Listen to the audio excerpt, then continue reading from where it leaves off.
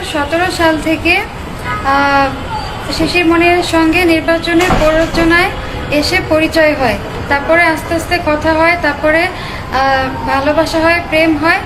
আর তারপরে হচ্ছে গিয়ে হলো 2019 সাল থেকে সে আমার সাথে ভালোবাসার শারীরিক সম্পর্ক করে যাচ্ছে। এবং তারপরে যখন আমি বিয়ে করার জন্য চাপ দিয়েছি, তখন সে বলছে যে দেখো এখন তো আমি বিয়ে করতে পারছি না, তুমি টাকা নিয়ে আপোষ হও, যেন মানে টাকা নিয়ে আমি দূরে চলে যাই।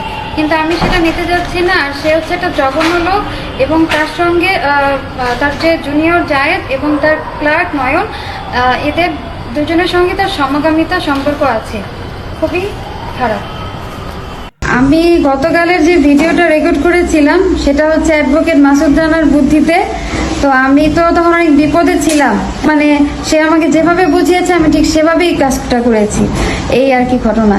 তো যাই হোক, গতকালের ভিডিওটা সত্যি না, আর আপনারা আমার জন্য দোয়া করবেন। এই মহিলা জামাতের নেতা শিশির মনিরের চরিত্র হননের চেষ্টা করছিল, শেষ পর্যন্ত তার মুখ থেকে আসল সত্যটা বের হয়ে আসলো।